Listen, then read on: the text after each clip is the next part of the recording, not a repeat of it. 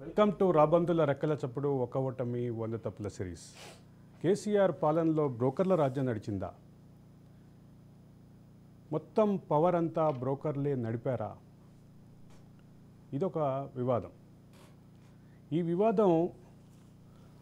వివాదం వాస్తవ రూపం ఎలా ఉన్నా ఈ వివాదానికి సంబంధించిన చర్చ మాత్రం గ్రామాల్లో రచ్చబండ దగ్గర జరిగి ఎన్నికల్లో ఓట్ల దగ్గర చాలా పెద్ద ప్రభావం చూపినట్టుగా కనిపిస్తోంది. ముఖ్యంగా వివిధ శాఖల్లో తిష్ట వేసినటువంటి బ్రోకర్లు, అదే సందర్భంలో కొంతమంది బ్రోకర్లు వాళ్ళ పని విధానం, వాళ్ళు రాజకీయాలతో పాటు ప్రభుత్వ యంత్రాంగాన్ని గుప్పెట్లో పెట్టుకొని ప్రభుత్వం అప్రతిష్ట పాలు కావడానికి కారణమయ్యారనేది ఒక ప్రధానమైనటువంటి విమర్శ. ఈ విమర్శకు సంబంధించినటువంటి ఆచరణ రూపాలు, దానికి సంబంధించినటువంటి ఈ విషయాల్లోకి వెళ్తే కొన్ని ఆసక్తికరమైనటువంటి విషయాలు కనపడతాయి. ఇక వాటి ప్రభావము, వాటికి సంబంధించినటువంటి ఎన్నికల్లో ప్రభావం, ఇట్లాంటి విషయాలన్నిటిని చూస్తే చాలా నెగటివ్గా కనిపించినటువంటి పరిస్థితి కనిపిస్తుంది కేసీఆర్ పార్టీ పట్ల. కేసీఆర్ పార్టీకి అతి పెద్ద దెబ్బగా భావించినటువంటి మౌత్ టాక్, కేసీఆర్ ఓడిపోతున్నాడు, రేవంత్ రెడ్డి లేదంటే కాంగ్రెస్ పార్టీ అధికారంలోకి వస్తుందన్న మాట క్రియేట్ అవ్వటానికి ఇటువంటి చర్చలే, రచ్చబండ చర్చలే ప్రధానమైనటువంటి కారణంగా చెప్తున్నటువంటి పరిస్థితి.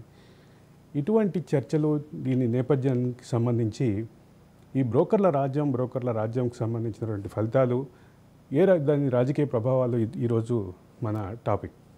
ఈ 48వ ఎపిసోడ్లో ఈరోజు మనం డిస్కస్ చేయబోయేది బ్రోకర్ల రాజ్యానికి సంబంధించిన అంశాలు.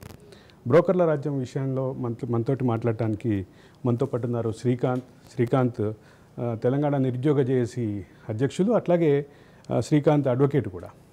శ్రీకాంత్ గారు నమస్కారం, స్వాగతం. మీరు ఇప్పటివరకే 2-3 ఎపిసోడ్లో మీ అభిప్రాయాల్ని, మీ భావాల్ని చాలా క్లియర్గా చెప్పున్నారు, అందుకే మళ్ళా పిలిచాం. ఈ బ్రోకర్ల రాజ్యానికి సంబంధించి ఒక్కొక్క శాఖలో ఒక్కొక్కరు తయారయ్యారంటూ విమర్శలు ఉన్నాయి. దీని మీద మీ అభిప్రాయం ఏంటి? ఇది వాస్తవమే. గత ప్రభుత్వంలో బ్రోకర్లే రాజ్యం వెళ్ళినటువంటి సంఘటనల్ని మనం కళ్ళారా చూసినాం. ఎందుకంటే ఒక సిఎస్ పదవిలో ఉన్నటువంటి వ్యక్తి కూడా బ్రోకరిజం ఏ విధంగా చేశారో, అలాగే హెచ్ఎండిఏ కమిషనర్ పదవిలో ఉన్నటువంటి వ్యక్తి ఈ రోజు అతని యొక్క అవినీతి సొమ్ము ఏ విధంగా బయటపడుతుందో, ఇవన్నీ కూడా కాదు. HMDA commissioner senior IAS post, అదే ఐఏఎస్ ఐపీఎస్ బ్యూరోక్రసీలో ఉన్నటువంటి వ్యక్తులు కూడా, హెచ్ఎండిఏలో డైరెక్టర్ మాత్రమే అతను, అదొక గ్రూప్ 1 పోస్ట్ నుంచి డైరెక్టర్గా ఎదిగారు. అంటే ఐఏఎస్ సోమేష్ కుమార్ గారు కూడా పెద్ద పెద్ద ఐఏఎస్ ఆఫీసర్లు. రేవంత్ రెడ్డి గారే అన్నారు కదా, బీహారీ ముఠా వచ్చేసి బ్రోకర్ రాజ్యం చేస్తుందని చెప్పేసి ప్రతిపక్ష నాయకుడు ఉన్నప్పుడు. అది వాస్తవం. ఈ రోజు కల్లారా చూస్తా ఉన్నాం. ప్రజాస్వామ్య ప్రభుత్వంలో ఈ రోజు వాళ్ళ మీద దాడులు జరుగుతూ ఉంటే ఇవన్నీ కూడా మనకు కల్లారా కనిపిస్తా ఉన్నది. ఒకవైపు నిన్నే మీ ఛానల్లో చూశాను నేను, న్యాయం గెలిచింది అని చెప్పేసి ఏదైతే ఒక ప్రముఖ జర్నలిస్టు సాంబశివరావు గారి యొక్క పెట్రోల్ బంక్ మీద కథనాలు చూసాను, పేపర్లో కూడా చదవడం జరిగింది. అతను ఏ విధంగా పెట్రోల్ బంక్ నడుపుతున్నారో అనేది నేనే ఆశ్చర్యానికి గురైన. అంటే ఎంత నీతులు చెప్తుంటాడు ఆ మనిషి అనేది చూస్తుంటే, అరే అబ్బా నిజంగా ఇట్లా జర్నలిజంలో ఒక వ్యక్తి ఉంటాడా అనిపించింది. కానీ ప్రభుత్వ అధికారులని కూడా ఈరోజు తప్పుదో పట్టించేటువంటి పరిస్థితి ఏంటంటే బ్రోకరిజం కూడా అక్కడ జరిగిందని అనిపిస్తాను. ఎందుకంటే హెచ్పిసిఎల్ని మోసం పట్టించరు అంటే అది మామూలు విషయం కాదు. బీయింగ్ అడ్వకేట్ అక్కడ ఫోర్జరీ జరిగింది, అట్లనే 467 కూడా జరిగింది. సెక్షన్ 467 కూడా అప్లికబుల్ పడుతుంది. కేవలం 420 చీటింగ్ కేసే కాదు. ఇంకోవైపు ప్రభుత్వ అధికారులు ఊరికనే సీజ్ చేయరు కదా. ఆ ప్రభుత్వం ఆ బంకులో అక్రమాలు జరగకపోతే, లేదా వారు జర్నలిస్ట్ వృత్తిలో ఉండి వారు నీతులు చెప్పి ఇక్కడ వారు అన్యాయం చేయకపోతే వారు అరెస్ట్ చేయరు కదా. ఆ ప్రస్తావన తీసుకొచ్చారు కాబట్టి ఒక విషయం క్లియర్ గా చెప్పాలి. అంటే నేను మీ ఛానల్లో చూసినా కాబట్టి బ్రోకరిజంగా అంటే ప్రభుత్వ అధికారులు ఏ విధంగా పనిచేస్తున్నారు అనే దానికి ఒకటి నిదర్శనం. అలాగే బ్రోకరిజం అడ్డం పెట్టుకొని ఫేక్ డాక్యుమెంట్ సృష్టిస్తూ ఉన్నారు. ఆ ఫేక్ డాక్యుమెంట్ సృష్టించి ఈరోజు చాలా మంది విజేతగా తిరుగుతూ ఉన్నారు. ఒక జర్నలిస్ట్ వృత్తిలో ఉండి ఈరోజు కబ్జాకు పాల్పడ్డారనే సంఘటనే మా అందరికి ఏదో చదువుకున్న వ్యక్తులకు ఏదో చాలా బాధగా అనిపించింది. కీలకమైనటువంటి అంశం ఏంటంటే, ఈ పెట్రోల్ పంప్ వ్యవహారంలో మేము నిన్న అంతా చేసినటువంటి పరిస్థితిలో ఇప్పుడు మనం పెట్రోల్ బంక్ విజువల్స్ కూడా చూస్తున్నాం. మా వాళ్ళు పెట్రోల్ బంక్ విజువల్స్ కూడా యాడ్ చేశారు. మరి కాసేపట్లో దానికి సంబంధించిన పూర్తి సమాచారం ఇస్తాం. అయితే ఈ పెట్రోల్ బంక్కి సంబంధించిన భాగాన్ని ఏదైతే హెచ్పిసిఎల్ క్లోజ్ చేసిందో, హెచ్పిసిఎల్ కనుక ఏదైనా చర్య తీసుకుంటే లేదా కోర్టు కనుక ఏదైనా నిర్ణయిస్తే నేను దాన్ని అంగీకరిస్తాను అని చెప్పి ఆయన నిన్న ప్రెస్ మీట్లో చెప్పినటువంటి అంగీకరిస్తే అంటే తప్పు ఒప్పుకున్నట్టే కదన్నా. వాస్తవంగా అక్కడ సీల్ చేసిరంటే అక్కడ తప్పు జరిగినట్టు కాబట్టి, అంటే ఇక్కడ చీటింగ్ చేస్తున్నారని చెప్పేసి డమ్మీ డాక్యుమెంట్స్ సృష్టిస్తున్నారని చెప్పేసి అక్కడ బాధితులు ఫిర్యాదు చేశారు. సో మీరు దాన్ని నిజాయితీగా ఒప్పుకుంటే అక్కడ మీరేమో శ్రీరామచంద్రుడు గారు తప్పు తప్పే ఏదైనా సరే. ఇంకోటి బాధ్యతమైన వృత్తిలో ఉన్నారు, అట్లా ఈయనకని కాదు అందరు కూడా. ఇప్పుడు మా అంబర్పేటలో కూడా తహసీల్దార్ ఆఫీస్లో ఏసీబీ దాడులు చెప్పి స్వయంగా నేను కూడా ఇన్ఫర్మేషన్ నుంచి పట్టించడం జరిగింది అవినీతి అధికారులని. కానీ ముఖ్యంగా బ్రోకరిజం, ఈ బ్రోకరిజం పెద్దవాళ్ళ నుంచి కాదన్న, చిన్న స్థాయి నుంచి పెద్దవారికి జరిగింది. మీరు చెప్పినటువంటి బంధువులే బ్రోకర్లు అయినారు. బంధువుల రెక్కల చప్పుడు అనేది ఎక్కడో కాదు, ఆ ప్రభుత్వంలో బంధువుల రూపంలోనే రాబంధువులాగా ఎగబడి సామాన్యమైనటువంటి వ్యక్తులని పీడించుకున్నారు. ఎవరైతే న్యాయం కోసం తలుపు తడితే కూడా అక్కడే బ్రోకరిజం ఉన్నది. మనం పోలీస్ స్టేషన్లో చూడొచ్చు, రెవెన్యూ సిస్టంలో చూడొచ్చు, ఎక్కడైనా సరే ఈ బ్రోకరిజం అడ్డగా ఉండి ప్రభుత్వాన్ని నడిపినారు. ఆ బ్రోకరిజంలో ఆ బంధువులు రాబంధువులు ఎవరంటే ప్రభుత్వానికి సంబంధించినటువంటి వ్యక్తులే, ఒక కులానికి సంబంధించిన వ్యక్తులే ఈరోజు తిష్ట వేసుకొని ఒక పరాకాష్ఠను చూపించడం జరిగింది. ఈ 100 ఓటమి 100 తప్పుల్లో కూడా ఇవి కూడా ఒక భాగస్వామ్యమే. అంటే ఇక్కడ ప్రధానమైన అంశం ఏంటంటే, ఇప్పుడు మనకి ఆ విజువల్స్లో కనిపిస్తున్నటువంటి ఏదైతే కంచె ఉందో, ఆ ఫెన్స్ ఏదైతే ఉందో, ఆ ఫెన్స్ హెచ్పిసిఎల్ అధికారులు వేసినటువంటి పరిస్థితి ఉంది. హెచ్పిసిఎల్ అధికారులు దాన్ని మార్కింగ్ చేసి దాన్ని కంచె వేశారు. నిన్న 7 గంటలకు ఏదో మాకు సమాధానం చెప్తాను అని చెప్పి విలేకరుల సమావేశం నుంచి ఆయన వెళ్ళిపోయినటువంటి పరిస్థితి. వెళ్ళే ముందు ఆయన చెప్పిన మాట ఏంటంటే, నేను 7 గంటలకి ఇప్పుడు లేవనెత్తినటువంటి ప్రశ్నలన్నిటికీ సమాధానం చెప్తానని చెప్పారు. సరే, అది కాసేపు పక్కన పెడితే ఇప్పుడు ఆ ఫెన్స్ ఏదైతే ఉందో అది హెచ్పిసిఎల్ స్వయంగా వేసినటువంటి ఫెన్స్, అది అక్కడ కనిపిస్తూ ఉంది. దాన్ని హెచ్పిసిఎల్ వేసి దానికి సంబంధించిన యాజమాన్యాన్ని సంజయ్ గ్రూప్కి అప్పగించినటువంటి పరిస్థితి ఉంది. ఈ పరిస్థితి వీటి నేపథ్యంలో దీని వెనక ఇప్పుడు యాక్చువల్గా అది 700 గజాలకి మాత్రమే పర్మిషన్ ఉన్నటువంటి పరిస్థితి. 700 గజాలకి పర్మిషన్ ఉంటే ఎంట్రీ ఉంటుంది, ఎగ్జిట్ ఉండదు, లేదా ఎగ్జిట్ ఉంటుంది, ఎంట్రీ ఉండదు. ఇవి లేకుండా ఎట్లా వస్తుంది అనేది ఒక ప్రధానమైనటువంటి చర్చ. ఇక్కడ అసలు అనుమతి ఎట్లా వచ్చింది అనే దగ్గర నుంచి మొదలవుతాయి వివాదాలు. అనుమతి రావడానికి 700 గజాలకి ఎగ్జిట్ చూపించకుండా ఎట్లా అనుమతి ఇచ్చారు? అక్కడ చాలా కీలకమైనటువంటి ప్రదేశం అది అంటే రద్దీగా ఉండే ప్రదేశం, పైగా పైనే దీనికి ఆనుకునే రాయదుర్గ మెట్రో స్టేషన్ ఉంది. రాయదుర్గ మెట్రో స్టేషన్ చాలా రద్దీగా ఉండే స్టేషన్, పైగా హైటెక్ సిటీ 2nd ఫేజ్ కానీ, హైటెక్ సిటీ 3rd ఫేజ్ కానీ, హైటెక్ సిటీ 4th ఫేజ్ కానీ, ఈ మొత్తం అంటే ఉద్యోగులకి ప్రయాణిక హబ్ అది, ఆ హబ్గా ఉంది. అదే సందర్భంలో మరోవైపు ఐకియా ఉంది, ఇంకోవైపు రెగ్యులర్గా ఉండేటటువంటి ట్రాఫిక్, అంటే ఇప్పుడు కొత్తగా వేసినటువంటి డెలాయిట్ ఫ్లైఓవర్ ద్వారా వచ్చేటటువంటి శిల్పా ఫ్లైఓవర్ అని కూడా అంటున్నారు.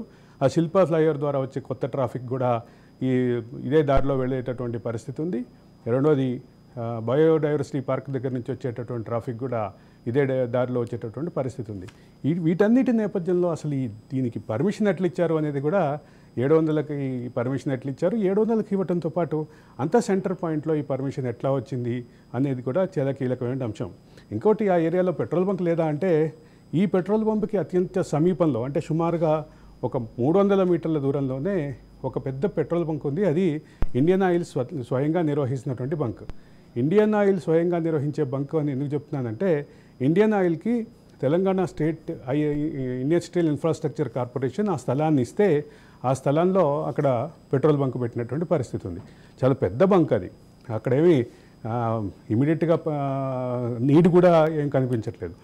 దానికి ఇంకొంచెం వెనకగా మరో కొత్త బంక్ ఉంది, అది కూడా ఇండియన్ ఆయిల్ కంపెనీ స్వయంగా నిర్వహిస్తున్నటువంటి బంక్. ఈ ప్రాంతంలో అనుమతి అవసరం, ఇవన్నీ కూడా ప్రశ్నార్థకంగానే ఉన్నాయి. శ్రీకాంత్, అంటే ఇటువంటి పరిస్థితిని చూస్తుంటే మాత్రం ఖచ్చితంగా రకరకాల ప్రశ్న అయితే తలెత్తుతుంటే, నాకు ఒక 6 months బ్యాక్ తీర్మార్ మళ్ళీ నేను బాగా వాచ్ చేస్తాను. ఒక కుటుంబం ఆయన యొక్క మార్నింగ్ న్యూస్కి వచ్చిందన్న, వచ్చి బతికున్న ఆమె చచ్చిపోయింది అని చెప్పేసి సృష్టించి, ఆమె చనిపోయింది అని చెప్పేసి ఆ యొక్క స్థలాన్ని వాళ్ళు కబ్జా చేసినటువంటి పరిస్థితి నాకు గుర్తొస్తా ఉన్నది. అంటే ఇక్కడ ఓనర్ సంతకాలు లేనిది ఫేక్ గా సృష్టించినటువంటి సందర్భం మనకు కనిపిస్తా ఉన్నది. ఈరోజు ఒక ప్రముఖ వ్యక్తి, ఆయన సెలబ్రిటీ ఉన్నటువంటి వ్యక్తి, ఇంకోటి ఒక జర్నలిస్ట్ వృత్తిలో ఉండి సాయంత్రం కానీ డిబేట్లో మంచి డిబేట్లు నిర్వహించి ప్రజలకు మంచి వాక్యాలు చేసేటువంటి వ్యక్తే ఈ విధంగా అవినీతికి పాల్పడ్డారు అనే ఒక విషయాన్ని తలుచుకుంటేనే ఒక బీయింగ్ ఏ అడ్వకేట్ ఒక మంచి మనిషిగా నాకే బాధ అనిపిస్తా ఉన్నది. ఎందుకు చెప్తా ఉన్నా అంటే ఫేక్ డాక్యుమెంట్ సృష్టించాలంటే చాలా ధైర్యం కావాలి. ఆ ధైర్యం ఎక్కడికి వస్తుంది? వెనకాల ఎవరైనా పెద్ద మనుషులు ఉంటేనే అవుతుంది. అంటే ప్రభుత్వ పెద్దలు లేకుంటే ఇలాంటి పనాగాన్ని కట్టడానికి ఎవరికి ధైర్యం రాదు. సో ఈరోజు వితౌట్ పర్మిషన్గా ఇంత పెద్ద ఫ్రోడ్జరీ డాక్యుమెంట్ యావత్ కుటుంబాన్ని కూడా లాగడం, ఇలాంటి అనేక సందర్భాలు. ఇప్పుడు మన సోమేష్ కుమార్ గారి వైఫ్ మీద కూడా ఒక 25 ఎకరాలు చూడడము, ఇట్లా అనేకమైన వ్యక్తులని ఇన్వాల్వ్ చేయడం, కుటుంబాన్ని ఇన్వాల్వ్ చేయడం, దాన్ని రోడ్డు మీదకి లాగడం, వీళ్ళకి ఇంతైనా సిగ్గున్నదా అని అడుగుతా ఉన్నా. అంటే ఒకవేళ నిజ నిరూపణ అయితే ఎందుకంటున్నా అంటే ఒక గౌరవవంతమైనటువంటి పొజిషన్లో ఉన్నటువంటి వ్యక్తులు ఈ విధంగా పాల్పడితే సామాన్యమైన వ్యక్తుల పరిస్థితి ఏంది? మీరు ఈ విషయం ప్రస్తావించగానే ఈ విషయాలన్నీ తెలిసినటువంటి మా కలీగ్ మా రిపోర్టర్ మహేందర్ లైవ్లోకి వచ్చారు. మహేందర్కి ఇంకా మనకంటే ఎక్కువ సబ్జెక్ట్ తెలుసు. Mahender, good evening. Mahender, good evening. Mahender, am I audible to you? Yeah, నిజంగా అదే చెప్తా ఉన్నా కన్నా, పెద్ద స్థాయి వ్యక్తులే ఈ విధంగా అవినీతికి పాల్పడుతుంటే సామాన్యమైనటువంటి జీవి ఒక 100 గజాలైనటువంటి తన స్థలాన్ని కాపాడుకోవాలంటే చాలా ఇబ్బందికరమైనటువంటి పరిస్థితి ఈరోజు కనిపిస్తూ ఉన్నది. గత ప్రభుత్వంలో అయితే చాలా కనిపిస్తున్నది. ఎకరాలు కబ్జా చేసినారు. ఒక రాబందుల్లాగా ఎంబడబడేసి ఇలాంటి అంటే మేకవన పులిలాగా ఉంటూ వాళ్ళందరూ కూడా అవినీతికి పాల్పడుతున్నటువంటి సందర్భాలను చూసినాం. ఈరోజు ఇంత పెద్ద స్థాయి జర్నలిస్టులు కూడా ఈ విధంగా చేస్తూ ఉన్నారు, అధికారులు ఈ విధంగా చేస్తూ ఉన్నారంటే. మహేందర్ లైవ్లోకి వచ్చారు. మహేందర్తో మాట్లాడి మళ్ళీ వద్దాం. Mahender, good evening. Mahender, good evening. Very good evening. Yeah, ఈ మన చర్చలో అనూహ్యంగా ఇప్పుడు ఈ పెట్రోల్ బంక్కి సంబంధించిన వ్యవహారం వచ్చింది. పెట్రోల్ బంక్కి సంబంధించిన వ్యవహారం బాగా తెలిసినటువంటి వారిగా, అదే సందర్భంలో నిన్న జరిగినటువంటి సాంబశివరావు ప్రెస్ మీట్ అటెండ్ అయినటువంటి వారిగా ఈ రెండింటిని ఎట్లా చూస్తారు? ఏం జరుగుతోంది? ఏమైంది? ఎస్ సార్, మొదటగా ఈ ప్రోగ్రామ్ ఏదైతే ఒక్క ఓటమి 100 తప్పులు అనేటువంటి ప్రోగ్రామ్ ఏదైతుందో ఆ రకంగానే ఒక్క పెట్రోల్ బంక్ 100 తప్పులు, ఒక్క సాంబా 100 తప్పులు దీన్ని తీసుకొచ్చి మనం మొదట సంధ్యా కన్వెన్షన్, సంధ్యా సంస్థకు సంబంధించినటువంటి శ్రీధర్ రావు దగ్గరికి వెళ్ళి తను ఒక జర్నలిస్ట్ అని, తనకు అనేక మందితో వ్యాపార సంబంధాలున్నాయి, అనేక మంది పరిచయాలున్నాయని చెప్పి నమ్మబలికి పెట్రోల్ బంక్ వ్యవహారంలో మీకు లీజుకి ఇస్తాను, పెట్రోల్ బంకులో పూర్తిగా మీకు సహాయం చేస్తాను, ఇంత లీజ్ తీసుకుందామని చెప్పేసి కొంత భాగానైతే లీజ్ తీసుకున్నాడు. దాంట్లో అసాధ్యమని తెలిసినప్పటికీ తన ఇంకా అదనంగా స్థలం అవసరం ఉంటుంది ముందుగా గ్రహించి తర్వాత షేర్స్ కూడా ఇస్తానని నమ్మబలికాడు. కానీ ఓకే, తనకి ఏదైతే ప్లాట్ ఏదైతే తను అఫీషియల్గా లీజ్కి ఏది ఇచ్చారో దాంట్లోనే పెట్రోల్ బంక్ నిర్వహిస్తున్నాడు. అయితే పెట్రోల్ బంక్ వ్యవహారాలపైన ఎటువంటి అవగాహన లేనటువంటి ఈ సంధ్యా సంస్థ వాళ్ళు కూడా ఆ లీజ్కు ఏదైతే కొంత భాగం 500 గజాల్లో కొంత భాగం అయితే లీజ్కి ఇచ్చిన వస్తాయి. సో దాంట్లో పెట్రోల్ బంకు రాదని తెలిసినటువంటి సాంబశివరావు దాన్ని లేక పెట్రోల్ బంక్ కోసమైనా లేకపోతే ఆ లీజ్ రాసుకుని దాన్ని ఇంకేమైనా ఉపయోగించుకుందాం అనుకున్నాడా, అలా ఒక పరంపర అయితే కొనసాగింది. తర్వాత దానికి అదనంగా అదుపు ఉన్నటువంటి స్థలాన్ని కూడా ఫేక్ డాక్యుమెంట్లు క్రియేట్ చేసి మొత్తాన్ని కూడా ఇటు లీజ్కు అఫీషియల్గా ఇచ్చిన దాన్ని అటు అనధికారంగా లీజ్కి ఇయ్యని దాన్ని కూడా కలుపుకొని మొత్తంగా ఒక 1400 గజాలు పెట్రోల్ బంక్ కోసం అన్నట్టు ఒక మొత్తం డాక్యుమెంట్ అయితే సెట్ చేశాడు. HPCL నామ్స్కు ప్రకారం ఏదైతే కావాలో అలా రకంగా సంతకాలు ఫోర్జరీ చేసి మొత్తంగా డాక్యుమెంట్ క్రియేట్ చేసి తన వద్ద ఇంత స్థలం ఉంది, ఇంత లీజు నాకు వచ్చిందని HPCLకు పూర్తిగా డాక్యుమెంట్ ఇచ్చిన పరిస్థితి. అటు HPCL కూడా ఈ డాక్యుమెంట్లను పరిశీలించి ఓకే సంతకాలు ఇంత ఫోర్జరీ కూడా చాలా చాకచక్యంగా చాలా నీట్గా చేసిన నేపథ్యం. మరి దాంతో కూడా HPCL నమ్మి తమకు ఏదైతే పెట్రోల్ బంక్ అయితే అనుమతించింది ఇటు సాంబశివరావు కుటుంబ సభ్యులకు. సో ఇప్పుడు తర్వాత గ్రహించినటువంటి సంధ్యా సంస్థ దీనిలో మోసం జరిగింది, దీంట్లో ఏదైతే సంధ్యా పెట్రోల్ బంక్ ఎక్స్పాండ్ చేశాడు, మరి ఇదంతా ఏంటని ప్రశ్నించిన నేపథ్యం. తర్వాత ఇదంతా జరిగిపోయింది, దీనికి మైలో లైసెన్స్ తీసుకొస్తానని ఈ ఫేక్ డాక్యుమెంట్ ఫోర్జరీ డాక్యుమెంట్ అనేది హైడ్ చేశాడు. తర్వాత లీజు నేను ఇస్తాను, దీనికి కూడా పర్మిషన్ తెస్తున్నానని నమ్మబలికాడు. సో ఇదంతా నెలల కమాన జరుగుతూనే ఉంది. అయితే దీంట్లో ఏదో మోసం జరిగింది అని సంధ్యా సంస్థ గ్రహించింది. సంధ్యా సంస్థ గ్రహించిన వెంటనే పోలీసులు ఆశ్రయించింది. మొదట సాంబశివరావుకు ఇదంతా ఏదో జరుగుతుంది, దీంట్లో స్థలాన్ని మాకు అదే లీజుకు తీసుకుని స్థలంకు డబ్బులు ఇస్తాను అదన్నీ లేదు స్థలం అన్న వదులు అంటే మాత్రం అప్పటికీ ముదిరిపోయింది ఈ వ్యవహారం అంతా కూడా. అప్పటికి తనపైన సాంబస్ ఏదైతే ఇలాంటి కేసులు ఇలాంటి వ్యాపారం కేవలం రియల్ ఎస్టేట్ వ్యాపారం లేదా ఇతర వ్యాపారాల్లో బిజీగా ఉన్నటువంటి సంధ్యా సంస్థను మొత్తానికి ఆ పరువు మొత్తం కూడా బజార్లోకి లాగాడు, అనేక కేసులను పెట్టించాడు. నమ్మబలికి మొత్తంగా కూడా తన వచ్చినటువంటి మీడియాను కానీ ఇతరులు వాడుకొని మొత్తంగా సంధ్యా సంస్థపై బురద జల్లేటువంటి వార్తలు కూడా అప్లై చేశాడు. సో నిన్న ప్రెస్ మీట్ లో కూడా అన్నాడు, నాకు పరిచయం అనేక ముందు సంధ్యా శ్రీధర్రావు గారి మీద ఎలాంటి కేసులు లేవు, నేను తన లైఫ్ లోకి వచ్చినాకనే కేసులు వచ్చాయని క్లియర్ గా సాంబశివరావు చెప్పిన నేపథ్యం. సో ఇక్కడే అర్థమవుతుంది ఈ ఒక పెట్రోల్ బంక్ వ్యవహారం కోసం పూర్తిగా సంధ్యా కంపెనీ తను అడిగిన దానికి డబ్బులు కావచ్చు, స్థలం కావచ్చు, ఇవన్నిటికీ బ్లాక్ మెయిల్ అనుకోవచ్చు రకంగా. దీంట్లో భాగంగానే తనకు మొత్తంగా కూడా కేసుల పర్వం చేశాడు. తన పేరు సంధ్యా సంస్థకు సంబంధించినటువంటి సీతారాం సంబంధించినటువంటి ఆయన పేరు కూడా పూర్తిగా బదనాం చేసిన పరిస్థితి కనిపించింది. సో ఇప్పుడు మొత్తానికి HPCL ఈ వ్యవహారాన్ని తమ దృష్టికి తీసుకుపోవడంతో వారు కూడా పూర్తిగా ఈ ఏదైతే ఫేక్ డాక్యుమెంట్, ఫోర్జరీ డాక్యుమెంట్ పైన పూర్తిగా ఎంక్వైరీ చేశారు. అది ఫేక్ అని తేలింది. అలాగే ఇటు పోలీస్ స్టేషన్లో సైతం సంధ్యా సంస్థ కంప్లైంట్ ఇచ్చింది. ఆ పోలీసులు కూడా ఇది ఫేక్ అని, ఫోర్జరీ అని నమ్మారు. ఇటు సంధ్యా ఇప్పటికే సాంబశివరావు పైన 420 కేసు కూడా పెట్టడం జరిగింది. ఓవైపు సాంబశివరావు పైన మాదాపూర్ పోలీస్ స్టేషన్లో కేసు జరగడం, HPCL సంస్థ సైతం స్పందించి ఈ ఫోర్జరీకి సంబంధించినటువంటి ప్లాట్ ఏదైతే ఉందో అదంతా గుర్తించి వాళ్ళు నిన్న పూర్తిగా ఉదయం నుంచి సాయంత్రం వరకు HPCLలో నుండి ముఖ్య అధికారులు, సిబ్బంది వీరంతా కూడా వచ్చి ఆ బౌండరీని అనేది పూర్తిగా సెట్ చేసి క్లియర్ చేసి ఇటు సంధ్య యాజమాన్యానికి అయితే అప్పగించిన పరిస్థితి.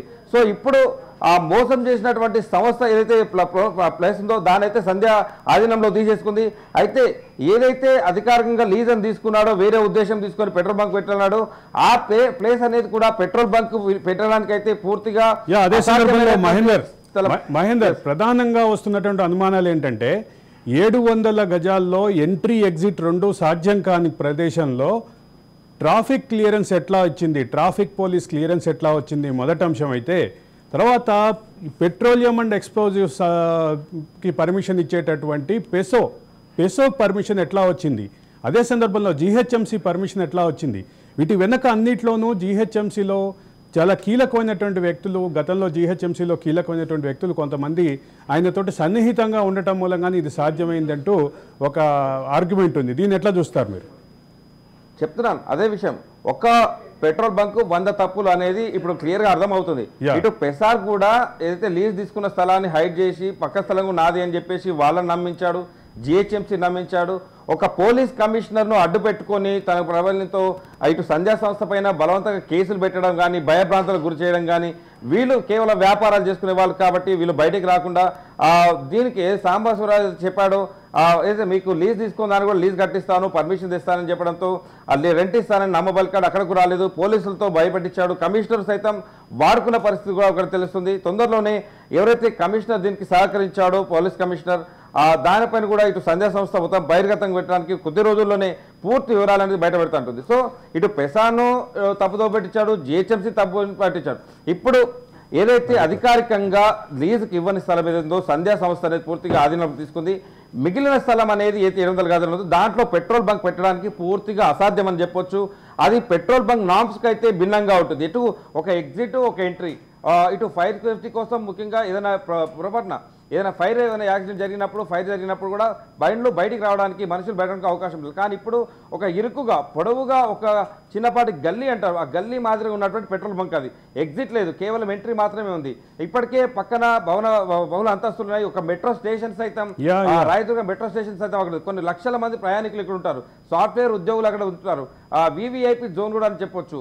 సో ఇవన్నిటి నేపథ్యంలో అతి ప్రమాదకరంగా ఇప్పుడు ఉన్నటువంటి మెయింటైన్ చేస్తున్నటువంటి సాంబశివరావు గారు పెయింట్ చేసినటువంటి పెట్రోల్ బంక్ అయితే అక్కడ ఉంది. అది అత్యంత ప్రమాదకరమైనటువంటి ప్రదేశంలో ఉన్నట్టుగా ఇప్పటికే పోలీసులు కూడా చెప్తున్న నేపథ్యం. ట్రాఫిక్ కూడా ఒకే ఎంట్రీ, ఒకే ఎగ్జిట్ ఉండడంతో ట్రాఫిక్ కూడా తీవ్ర అంతరాయం కలుగుతుంది. ఇటు ఆటో వాళ్ళలు కావచ్చు, ప్రయాణికులు కావచ్చు, మెట్రో ప్రయాణికులు కావచ్చు, సాఫ్ట్వేర్ ఇంజనీర్ ఆడ ఉన్నటువంటి వారంతా కూడా కావచ్చు, పక్కన ఉన్నటువంటి కార్పొరేట్ సంస్థలు కావచ్చు, అందరికీ పెద్ద ఇబ్బందిగా మారింది పెట్రోల్ బంక్ అయితే. మహేందర్, ఇదే విషయం నేను మీరు ఎంట్రీగా మీరు రాకముందు నేను శ్రీకాంత్ తోటి మాట్లాడుతూ ఉన్నా. ఒక్క నిమిషం శ్రీకాంత్, ఇది పరిస్థితి. ఇప్పుడు మహేందర్ గారు చెప్పేటువంటి నిజాలు వింటుంటే షోలే సినిమా డైలాగ్ గుర్తొస్తుంది, అరే సాంబా కితనే ఆద్మీ తేరే అని. అంటే పెట్రోల్ బంక్ వెనకాల ఇంకెంతమంది ఉన్నారో, వాళ్ళు పోలీస్ కమిషనరే ఉన్నారంటున్నారు. అంటే ఇక ఆర్పి పట్నాయక్ సినిమా బ్రోకర్ సినిమా గుర్తొస్తా ఉన్నది. అంటే సినిమాలు నిజ జీవితంలోకి తీసారనేది ఇక్కడ నిజాలు చూస్తే మనకు అర్థమవుతా ఉన్నది. మేము ఒకటే కొడతా ఉన్నాం, బీయింగ్ అడ్వకేట్, అరే తెలంగాణ ఉద్యమకారుడుగా సాధించుకున్న తెలంగాణలో ఇలాంటి బ్రోకరిజాన్ని ఎంకరేజ్ చేసినటువంటి వ్యక్తులు ఎంత పెద్దవారైనా సరే, దాని వెనకాల గత ప్రభుత్వం ఉన్నా సరే, ఈ ప్రజాస్వామ్య ప్రభుత్వానికి ఒకటే వేడుకుంటా ఉన్నాం, వారిని కఠినంగా శిక్షించండి. నేను ఐపీసీ సెక్షన్లో కూడా చెప్తా 467, 468 ఇవన్నీ నాన్ బెయిలబుల్ కేసులు, ఇవి అన్నింటినీ కూడా ఇంప్లిమెంట్ చేయండి. మీరైతే గత ప్రభుత్వంలో పోడు భూములలో గిరిజనుల మీద చూపించినటువంటి అక్కాసు ఇట్లాంటి దొంగల మీద చూపించినందుకే ఈరోజు ఇలాంటి పరిస్థితి ఏర్పడ్డది. ఇది వాస్తవం. మరొక యాక్ట్ కూడా వర్తిస్తుందేమో, explosives act, Indian explosives act కూడా తప్పకుండా.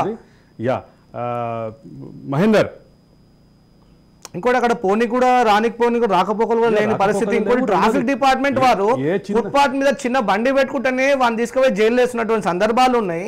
అలాంటిది ఇక్కడ ట్రాఫిక్ క్లియరెన్సే లేదు. మున్సిపల్ వారు ఎంత కఠినమైనటువంటి చట్టాలను పెట్టినారో అవి ఇంప్లిమెంట్ చేయకుండా ఇలాంటి వాళ్ళకి ఇక నాకు కవితలకు ఏది కాదు అనర్థాలన్నట్టు ఏమంటారు గొప్ప వాళ్ళకి లేదా సంఘంలో పెద్ద స్థాయి ఉన్న వాళ్ళకి ఏది అనర్థం కాదన్నట్టు వచ్చింది. ప్రభుత్వంలో కొందరు ఉన్నతాధికారులు కొందరు మంత్రుల అండతోటే ఇది జరిగింది అనేది ఒక ఆరోపణ ఉంది. వాస్తవం అన్న, కాకీలు కూడా ఈ సివిల్ సూట్ లో ఇన్వాల్వ్ అయినటువంటి సంఘటన మనం చూస్తా ఉన్నాం. చాలా మందిని కూడా సస్పెండ్ చేసినారు ఇప్పుడు వచ్చినటువంటి కమిషనర్ గారు. గత కమిషనర్ పేరు వస్తున్నారు కాబట్టి వారు కూడా నిజ నిరూపణ చేసుకోవాలి, నాకు సంబంధం లేదని చెప్పి చేసుకోవాల్సిన అవసరం ఉన్నది. ఎందుకంటే వారిపై రేపు ఆరోపణ నిజమైతే అది ఒక ఐపీఎస్ కి కూడా వారు అప్రతిష్ట చేసిన వాళ్ళు కూడా మిగిలిపోయారు. మహేందర్, ఇప్పటి వరకు మన శ్రీకాంత్ చెప్పినటువంటి మాటలు విన్నారు. కొన్ని కఠినమైనటువంటి సెక్షన్ల కింద కేసులు బుక్ చేసే అవకాశం ఉంది అనేది ఒక మాట అయితే, రెండోది గత కమిషనర్ మీద ఏవైతే ఆరోపణలు వచ్చినాయో ఆ ఆరోపణలని గత కమిషనరే క్లారిటీ ఇచ్చుకోవాలి, గత కమిషనరే దాని నుంచి క్లియర్గా బయటికి రావాలి అనేది శ్రీకాంత్ అభిప్రాయంగా ఉంది. మీరు ఎట్లా చూస్తారు? ఎస్, అయితే ఎవరైతే బాధితులు ఎవరైతే ఉన్నారో సంధ్యా సంస్థ పోలీసుల సహకారం కూడా తీసుకున్నాడు సాంబశివరావు, కాబట్టి మమ్మల్ని తీవ్రంగా ఇబ్బంది పెట్టాడు. దీనిపైన లోతుగా ఎంక్వైరీ అయితే జరుగుతుంది. ఇప్పటికే మాదాపూర్ పోలీస్ స్టేషన్లో ఎవరైతే ఫోర్జరీ డాక్యుమెంట్ క్రియేట్ చేశాడో అతని పైన 420 కేసు అయితే నమోదైంది. హెచ్పిసిఎల్ కూడా స్పందించింది. హెచ్పిసిఎల్ కూడా తమకు బొరిడి కొట్టించినందుకు వాళ్ళు కూడా కేసులు పెడుతున్న పరిస్థితి.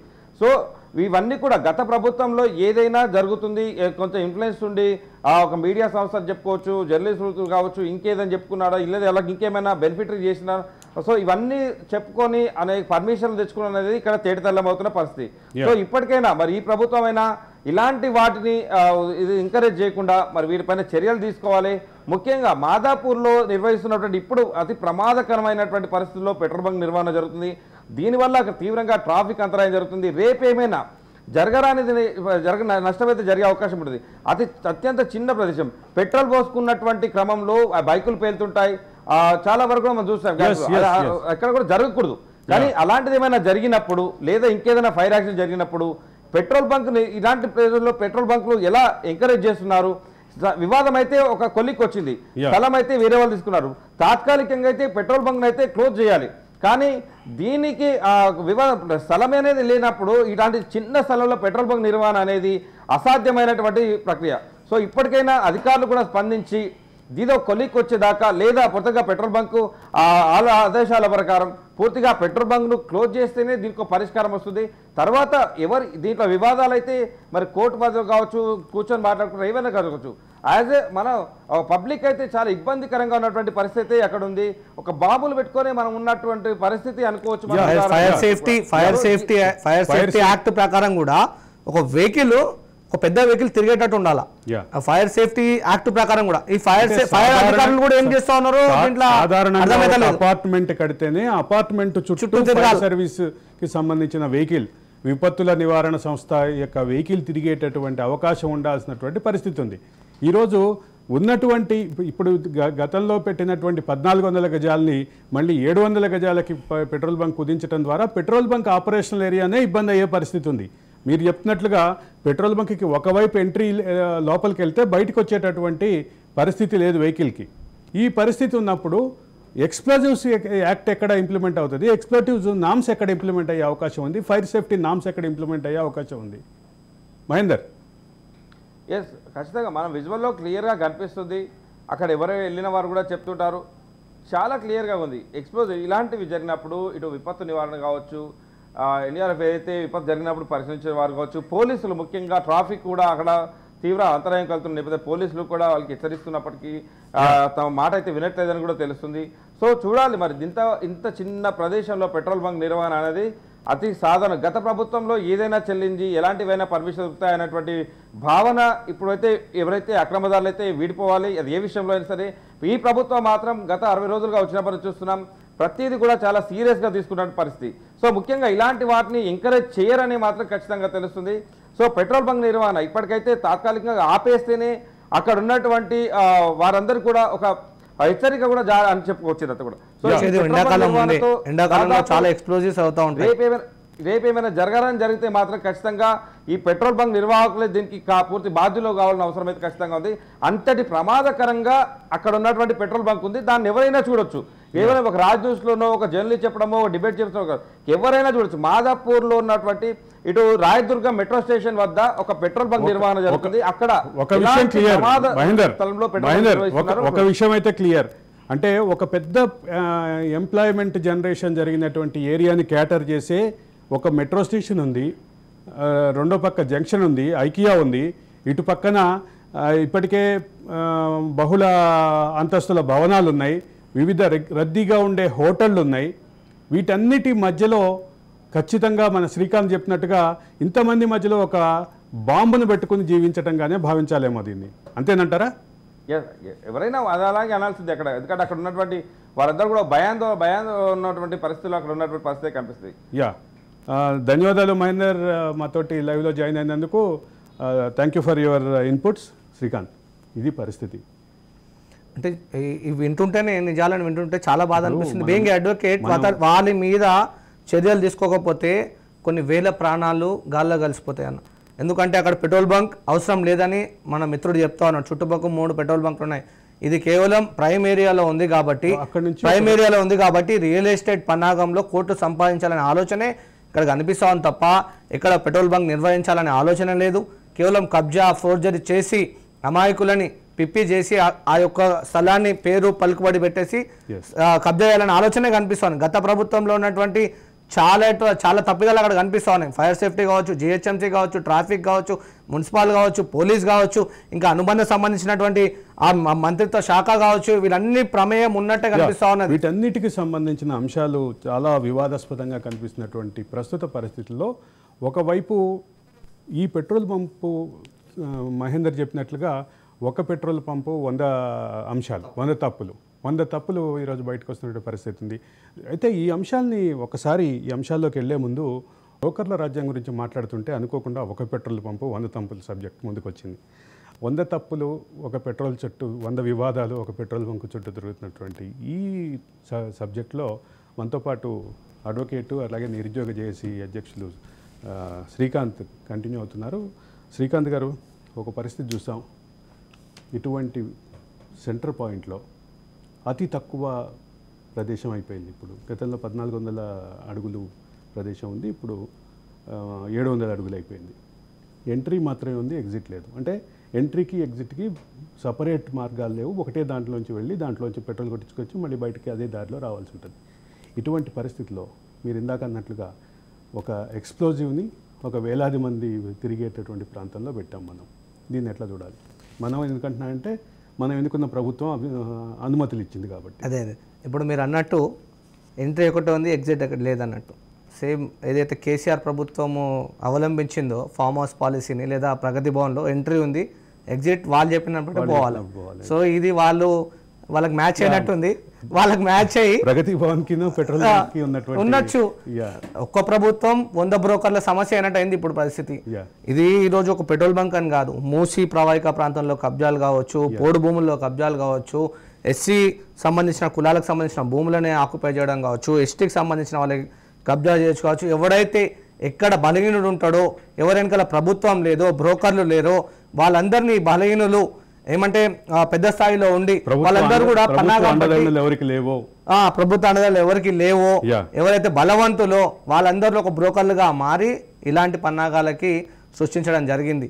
ఒక జర్నలిస్ట్ కాదు, ఒక ఐఏఎస్ కాదు, ఒక ఐపీఎస్ కాదు, ఎవరి పేర్లను తీయాలన్నా ఈ సమాజం రేపటి భావితరమైన యువతరం మేము ఏం నేర్చుకోవాలి, ప్రజాస్వామ్యంలో మేము నేర్చుకోవాల్సినటువంటి నీతులను చెప్పాల్సినటువంటి వ్యక్తులే ఈరోజు గోతులు తవ్వుతున్నారంటే చాలా బాధ అనిపిస్తూ ఉన్నది. తెలంగాణ ఉద్యమకారుడుగా సాధించిన తెలంగాణలో నీళ్లు నిధి నియామకాలు ఒకవైపు, ఆత్మాభిమానం ఒకవైపు, ఆంధ్రోడు ఎత్తుకోబోతుండ్రాబాయ్ అంటే నిజంగా ఇప్పుడు మళ్ళీ అనొచ్చు అనొద్దు అన్నది. కానీ ఆ వ్యక్తి కూడా ఇప్పుడు ఆ ప్రాంతానికి చెందినటువంటి వ్యక్తి ఈరోజు హైదరాబాద్ ప్రాంతం తెలంగాణ క్యాపిటల్లోనే ఇలాంటి కబ్జాలకు పాల్పడుతారంటే చాలా బాధ అనిపిస్తా ఉంది. ఇలాంటి అవినీతిపై మేము రాబోయే న్యాయవాదులం అందరం కూడా ప్రతిష్టాత్మకమైన హైటెక్ సిటీ ప్రాంతంలో, మాదాపూర్ ప్రాంతంలో ఇప్పుడు కేటీఆర్ సార్ ఏం చేసిన గత ప్రభుత్వంలో అంటే హైదరాబాద్ అంటే కేవలం మాదాపూర్ హైటెక్ సిటీ అన్నట్టు తీసుకొచ్చినాడు. ఎప్పుడైతే ఆమె ట్రంప్ బిడ్డ వచ్చిందో గతం ఇదో ఒక డల్లాస్ అమెరికా అని చేసేసారు.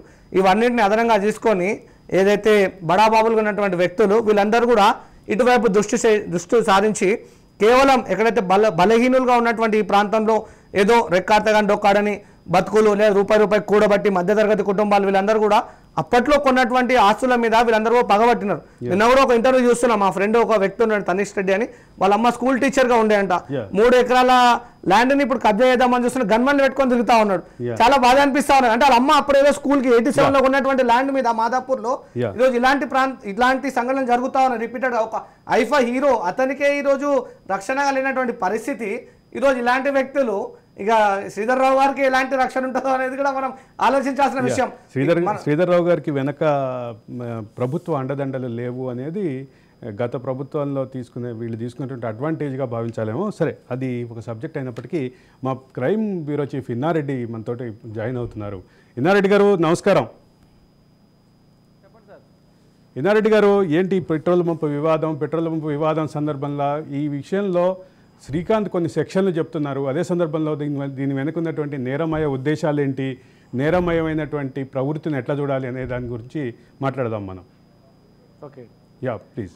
అరవింద్ గారు, ప్రధానంగా మనం గమనించాల్సిన విషయం, నిన్న సదరు సాంబశివరావు గారు, ఇప్పటికీ ఆయన గారు అని పిలుస్తున్నాం, ఎందుకంటే నేను కూడా గారు అనే సంబోధిస్తున్నాను, మీరు గమనించారో లేదో. ఎస్ అక్కడే అంటే నిన్న ప్రెస్ మీట్ పెట్టి తాను ఒక నీతిమంతు గతంలోనే ఒక వీడియో రిలీజ్ చేశాడు, మనం డైరెక్ట్ ఓపెన్ ఛాలెంజ్ చేశాం. మరి మా దగ్గర ఉన్న ఫోర్జరీ డాక్యుమెంట్స్ మీరు ఫోర్జరీ చేశారంటే లేదు నేను ఫోర్జరీ చేయలేదు అని చెప్పేసి నిన్న గంటాపదంగా ప్రెస్ మీట్ చెప్పాడు. ఆ ప్రెస్ మీట్లో చెప్పిన తర్వాత సాయంత్రమే ఆటోమేటిక్గా హెచ్పిసిఎల్ వాళ్ళు ఈ ల్యాండ్ని కబ్జా చేశారు, ఈ ల్యాండ్కు సంబంధించిన ఆయన ప్రొడ్యూస్ చేసిన డాక్యుమెంట్స్ సరైనవి కాదని చెప్పేసి నిర్ధారణ చేసి 1400 గజాల్లో మొత్తం 700 గజాలకి పరిమితం చేశారు. ఇది హెచ్పిసిఎల్ తీసుకున్న సంచలనమైన నిర్ణయం. అయితే ఇక్కడ నా స్ట్రైట్ క్వశ్చన్ టు హెచ్పిసిఎల్ ఒకటే అడుగుతున్నాము. అయితే ఇప్పుడు మీరు పర్మిషన్ ఇచ్చింది 1400 గజాలకు ఇచ్చారు, తర్వాత ప్రస్తుతం 700 గజాలను ఉంది. మరి ఉన్న పర్మిషన్స్, పోలీస్ పర్మిషన్ కావచ్చు, ఫైర్ పర్మిషన్ కావచ్చు, తర్వాత ఇవన్నీ కూడా 1400 గజాలకు ఉన్న తర్వాత ఇప్పుడు 700 గజాలకే కుదించుకుపోయింది. మరి ఇవన్నీ కూడా మళ్ళీ రీఅప్పీల్ చేసుకోవాల్సిన అవసరం ఉంది, తర్వాత రీషెడ్యూల్ చేసుకోవాల్సిన అవసరం ఉంది. వాళ్ళందరూ పర్మిషన్ ఇస్తేనే మీరు మళ్ళీ పెట్రోల్ బంక్ రెన్యువల్ చేయాలి. ఏమీ లేకుండా ఇప్పుడు ఆ 700 గజాల వరకు ఏ రకంగా మీరు పెట్రోల్ బంక్ రెన్యువల్ చేస్తారు? దానికి మీ దగ్గర ఉన్న హక్కు ఏంటి? ఏదన్నా జరగడానికి కన్నా జరిగితే రెస్పాన్సిబిలిటీ ఎవరు? దీనికంటూ నామ్స్ అండ్ కండిషన్స్ కొన్ని ఉంటాయి, ఆ నామ్స్ ప్రకారం మీరు పోవడం లేదు.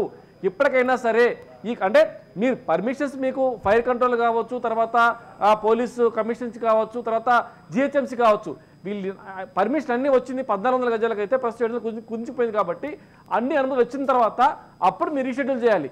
అదేమీ లేకుండా ఆ పర్మిషన్స్ ఏమీ రాకుండా ఇమ్మీడియట్గా ఇక్కడ ఫోర్జరీ జరిగింది కాబట్టి ఆ ల్యాండ్ ఓనర్ సిద్ధర్రావు గారికి ఆ ల్యాండ్ అప్పగించి ఈ 700 గజాల్లోనే మీరు పెట్రోల్ నడిపించుకోవచ్చని చెప్పేసి అని ఆ సింగిల్ ఎంట్రీలో అనుమతి ఇవ్వడం దానికి సంబంధించి మిమ్మల్ని ఒత్తిడి చేసిన రాజకీయ నాయకులు ఎవరు అంటే సాంబశివరావు అనే వ్యక్తి, ఆయన దగ్గర పలుకుబడి ఉంది, రాజకీయ ఒత్తిడి తీసుకురాగలడు, రాజకీయంగా కూడా చాలా పవర్ ఉందని చెప్పేసి అని భయపడి మీరు ఇచ్చారా?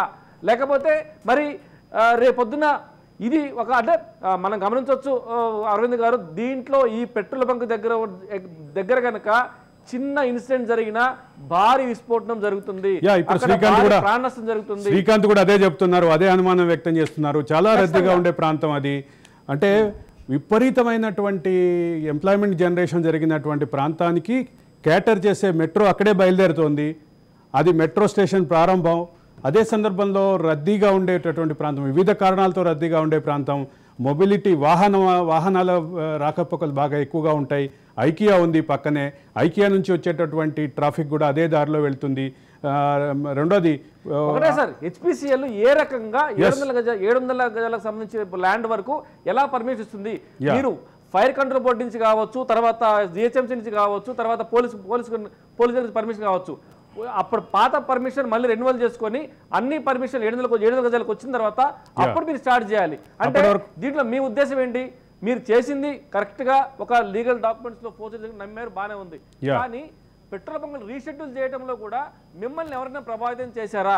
ప్రభావితం చేసిన శక్తులు ఎవరు? ఒకవేళ కనుక సింగిల్ ఎంట్రీ ఎగ్జిట్ ఒకే దగ్గర ఉంది కాబట్టి జరగడానికి జరిగితే రెస్పాన్సిబిలిటీ ఎవరు? ఖచ్చితంగా దీని మీద సైబరాబాద్ కమిషనర్ అది యాక్షన్ తీసుకోవాలి. అలాగనే ఫైర్ కంట్రోల్ బోర్డు కావచ్చు, తర్వాత అలాగనే జిహెచ్ఎంసీ కూడా కావచ్చు. ఖచ్చితంగా ఈ అనుమతి ఇవ్వడం వెనుక ఉన్న దురుద్దేశాలు ఎవరైతే ఉన్నారో, ఎవరైతే దీంట్లో ఇన్వాల్వ్ అయినారో ఖచ్చితంగా వాళ్ళందరూ కూడా బయటకు రావాల్సిన అవసరం ఉంది. మొత్తం పర్మిషన్లు తెచ్చుకోండి, పర్మిషన్ మళ్ళీ రీషెడ్యూల్ చేయండి, వచ్చిన తర్వాత నడపండి. ఏమీ లేకుండా అంతకుముందు ఉన్న పర్మిషన్లనే ఇంక్లూడ్ చేసి ఇప్పుడు మళ్ళీ పెట్రోల్ బంక్ చేయడానికి మిమ్మల్ని ప్రోత్సహించిన శక్తులు ఎవరు? ఖచ్చితంగా మొత్తం బయటకు వస్తాయి.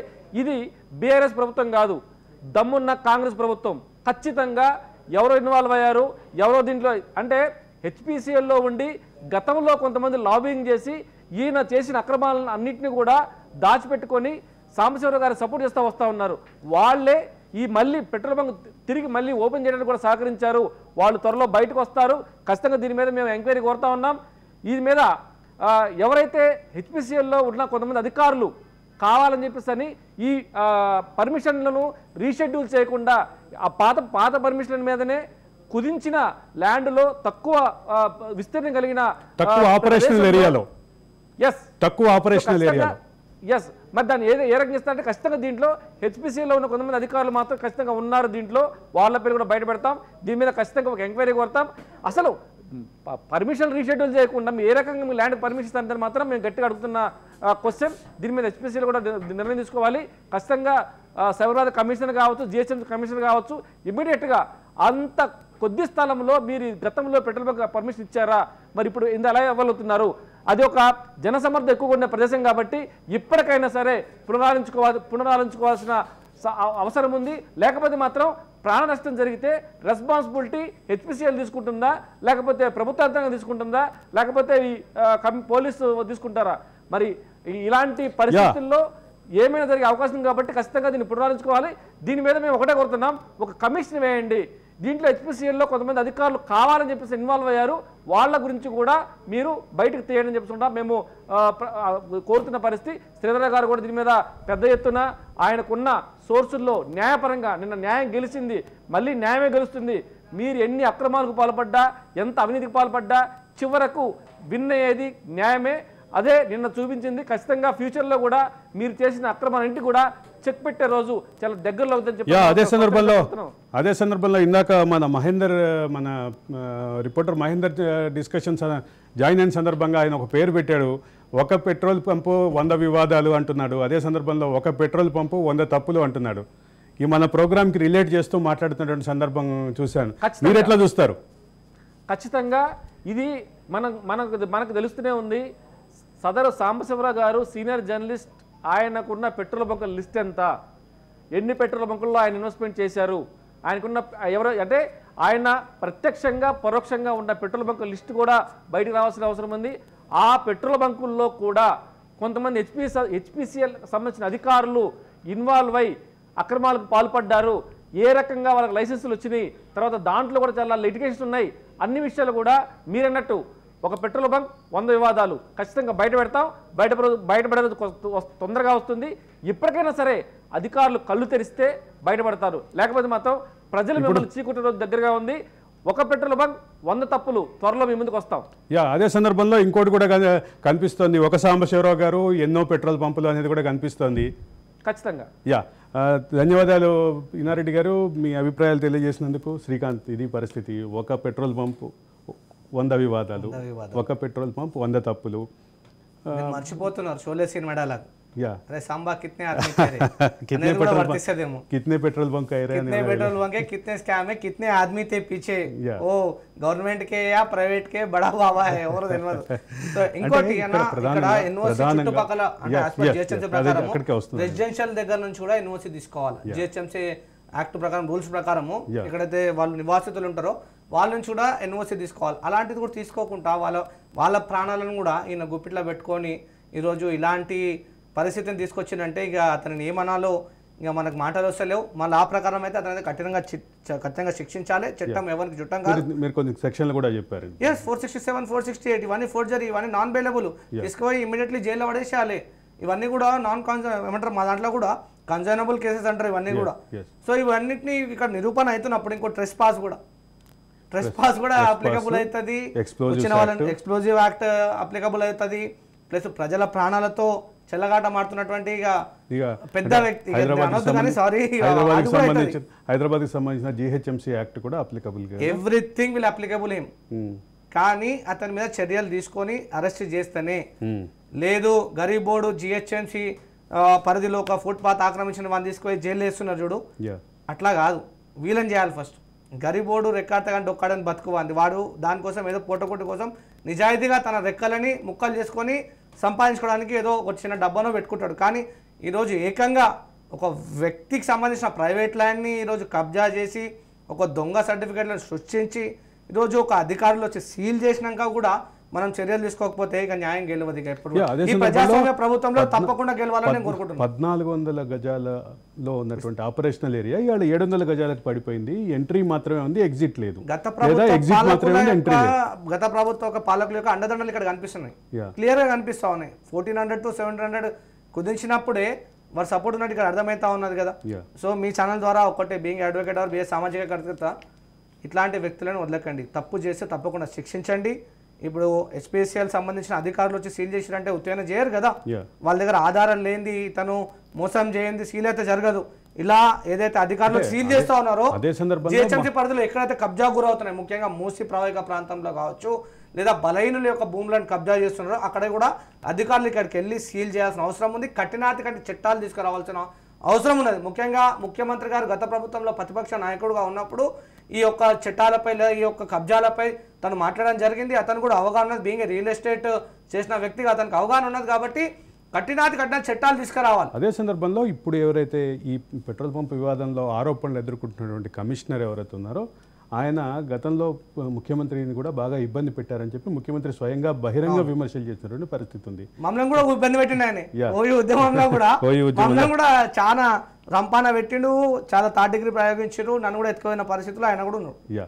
ఇటువంటి వ్యక్తి మీద వచ్చినటువంటి ఆరోపణలు కూడా చాలా కీలకంగానే భావించాలి. ఈ ప్రభుత్వం మరింత చట్టం ఎవరికి చుట్టం కాదన్న, అవినీతికి పాల్పడితే ఎవరిని వదలమని ప్రభుత్వం నిరూపించాలి. గత ప్రభుత్వంలో తప్పిదాలు చేసిన అధికారులను నాయకులు అందరినీ తీసుకొని జైల్లో పెట్టాలి. అప్పుడే ప్రజాస్వామ్యం గెలుస్తుంది. 1400 గజాలకి ఏదైతే పర్మిషన్ 1400 గజాలకి ఇచ్చారో అది దాంట్లో ఈరోజు డాక్యుమెంట్కి సంబంధించినటువంటి శాంటిటీ రుజువు అయ్యి హెచ్పిసిఎల్ ఒక స్టెప్ ముందుకేసింది. ఇక నెక్స్ట్ స్టెప్గా ఇప్పుడు 1400 గజాలకు ఇచ్చినటువంటి ఆపరేషనల్ పర్మిషన్ని 700 గజాలు తగ్గింది కాబట్టి ఈ పర్మిషన్ని ఇటు పోలీస్ శాఖ కానీ అటు పెసో కానీ ఇటు రెవెన్యూ కానీ జిహెచ్ఎంసీ కానీ వీళ్ళందరూ పునఃసమీక్ష చేసినప్పుడే దీని నిజాయితీ నిబద్ధత బయటపడేటటువంటి అవకాశం ఉంది. 100% ఇట్లా చేస్తేనే వారి నిబద్ధత బయటపడుతుంది. ఏదో నామకే వాసే చర్యలు తీసుకుంటే అదే సందర్భంలో గతంలో పోలీస్ అధికారి మీద ఎవరైతే కమిషనర్ మీద ఆరోపణలు ఉన్నాయో ఆయన తప్పు చేస్తే పోలీస్ అధికారి ఏందన్నా పూర్వ ముఖ్యమంత్రి అయినా ప్రధానమంత్రి అరెస్ట్ చేసిన సంఘటనలు ప్రజాస్వామ్యంలో ఉన్నాయి. ఈ ప్రజాస్వామ్యం బతకాలంటే ఇలాంటి వ్యక్తులని అరెస్ట్ చేసి నిజ నిజాలను ప్రజలకు తెలియజేయాలి. బ్రోకర్ల రాజ్యం కోసం గురించి మనం మొదలుపెట్టిన డిబేట్ ఇట్లా ఒక పెట్రోల్ పంపు 100 వివాదాలు, ఒక పెట్రోల్ పంపు 100 తప్పులు, ఒక సాంబశివరావు ఎన్ని పెట్రోల్ పంపులు, దీని చుట్టూ తిరిగింది. యాక్చువల్గా బ్రోకర్ల రాజ్యం అనేటటువంటి అంశం కోసం మొదలుపెట్టిన ఈ 48వ ఎపిసోడ్ అనూహ్యంగా ఈ పెట్రోల్ పంపు వివాదం చుట్టూ తిరిగింది. పెట్రోల్ పంప్ వివాదాన్ని శ్రీకాంత్ లేవనెత్తగానే దాన్ని మా డెస్క్లోంచి మా మిత్రులు మా కొలీగ్స్ ఇద్దరు యాక్టివ్గా పార్టిసిపేట్ చేసి దాన్ని క్లోజ్గా దాన్ని క్లియర్గా దానికి సంబంధించినటువంటి సమగ్ర వివరాలు అందించే ప్రయత్నం చేశారు.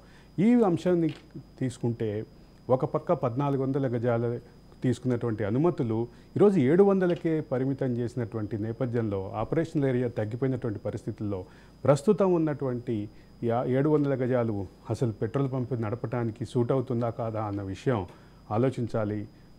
సంబంధిత శాఖలన్నీ హెచ్పిసిఎల్తో సహా సంబంధిత శాఖలన్నీ పూర్తిగా దానిపై దృష్టి పెట్టి దాని మీద పూర్తి సమగ్రమైనటువంటి నిర్ణయం తీసుకోవాలి. లేకపోతే అక్కడ ఉన్నటువంటి ఏదన్నా జరగరాంది జరిగితే ఏం జరుగుతుంది, ఏ రకమైనటువంటి పరిణామాలు, ఏ రకంగా దాన్ని అడ్రస్ చేస్తాం, విపత్తు నివారణ సంస్థకి ఎంత ఇబ్బంది అవుతుంది అనేది ఆలోచించి అది ఆలోచిస్తేనే భయం వేస్తుంది, అంత రద్దీగా ఉండేటటువంటి ప్రాంతం కాబట్టి.